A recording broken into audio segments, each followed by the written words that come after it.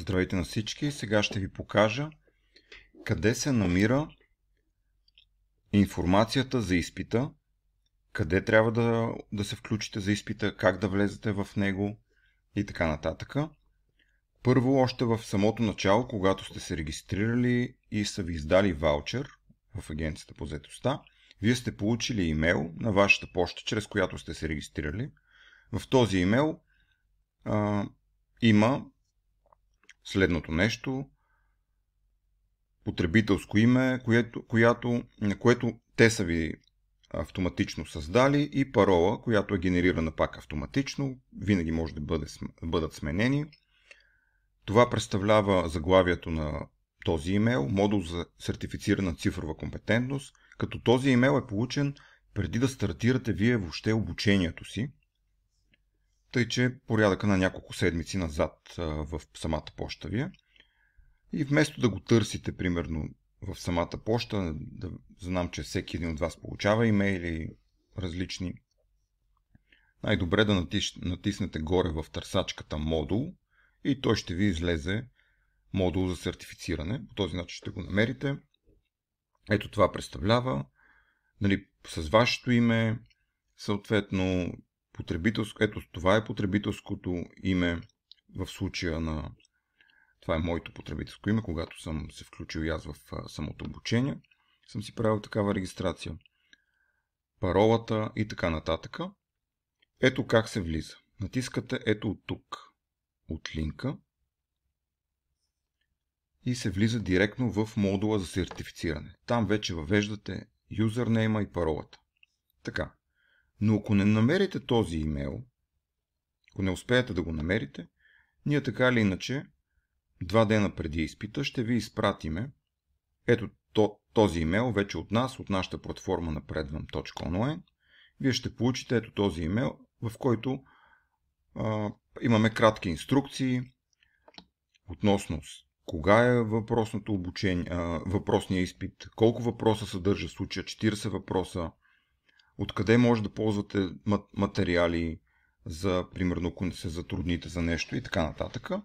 Ето тук вижте този имейл, всичко е подробно описано, кога ви се пада изпита, всяка група има различни дати за изпита и обикновено са 2 дати, една след друга и в конкретни часове, като говорим за конкретни часове, не може по всяко време да влезете. Вашия изпит е точни часове. Примерно в случая това, което виждаме, е между 2 и 4 часа, при някои е между 10 и 12 часа, просто зависи от самите групи, кога са се обучавали, кога сме сложили да бъдат тези въпросни тестове. Така, тъй че дори да не намерите имейла, който преди малко ви показвах, вие можете ето от тук, от този имейл, който ще го получите така или иначе от нас, ето от тук да влезете. Отивате на ето този линк, влизате тук и понеже не сте намерили въпросния имейл, за който говоря, нямате потребителско име и парола, това, което трябва да направите, е да натиснете забравена парола. Натискате забравена парола, въвеждате имейла, с който имате регистрация, въз основа на която имате издаден ваучер, натискате и в момента платформата ще ви изпрати имейл. Ето, вижте. Нулиране на старата парола. Влизате си от тук. Само много важно. Този линк е активен 30 минути. Това е много важно да знаете. Ето вижте, пак ви изпраща вашето потребителско име, но тук може да сложите и вашия имейл. Сега ще ви покажа. Влизаме. Тук сега трябва да напишем нашата парола, като новата парола не трябва да съдържа само цифри или само букви, трябва да комбинирано да съдържа. В случая букви, цифри и съответно някакъв символ. Горе, тук, както виждате в самия текст, ви обяснява точно това нещо. Така, сега записваме една парола. И нещо сгреших. Да. Забележете какво съм сгрешил. Не съм написал една главна буква, демек всичко друго спазих без главната буква и сега ще направя една главна буква. Ето, успях. Вече съм влезнал вътре, посрещаме самия модул и когато вие имате изпит, да знаете, тогава в конкретните часове, тук има един брояч, ще изглежда по по-различен начин от това, което в момента виждаме. Вие ще може да влезете и да си започнете теста, като съдържа 40 въпроса въпросния тест. Тук после може да си видите оценките, файловете. Ето в случая файловете. И разбира се, тук след това ще получите и сертификат, след като вземете изпита. Така, връщам се обратно. Да ви покажа още едно място, където се съдържа въпросния линк за изпит.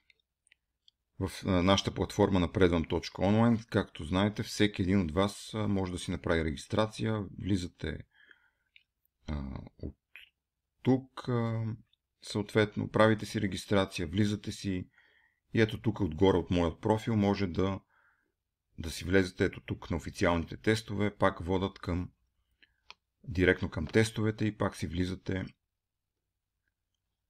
и си минавате изпита. Като тук може да ползвате дори материалите по време на изпита. Ето това са материалите, модулите, всичките материали, както видеята, така и презентациите. Ето тук може да видите. И вие с лекота може да си вземете изпита. Някъде ако се затрудните да ги ползвате, но според мен голяма част от материала без никакъв проблем ще го вземете. 50% верни отговори, ако имате, вие ще си вземете изпита и ще получите сертификат по дигитална компетентност на вашия имейл и в същото време ще бъде във вашия профил. Ето тук ще видите къде ще ви се появи тогава. Лесен е изпита, няма от какво да се притеснявате.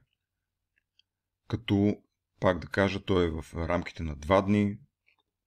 Ето вижте тук както е описано. В 2 дни, в конкретни часове. Препоръчвам на всички задължително гледат да влезат в първия ден. И ако не успеят да си вземат теста по някаква причина, не успеят, те имат право на още един опит, но забележете колко време имате. Ако примерно ви остава малко време в първия ден, не започвайте втория опит, а започнете на другия ден. Защото ако примерно ви остават 15 минути и вие започнете втория опит и не ви стигнат тези 15 минути и се затвори теста, той ще затвори на база на въпросите, които вече сте отговорили и много вероятно отново да не вземете теста. И това, което ще се случи, че вие на другия ден няма да може да се явите на теста и ще трябва да започнете наново, да ви запишеме някъде за обучение, да минете обучението и чак тогава да ви пуснем отново на изпит.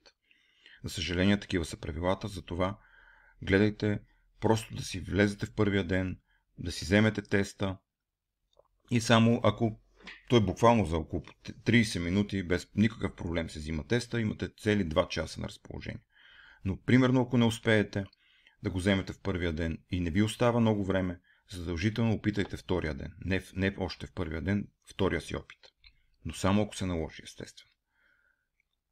40 въпроса са като последните 10 въпроса са директно такъв тип, които са за вашето мнение.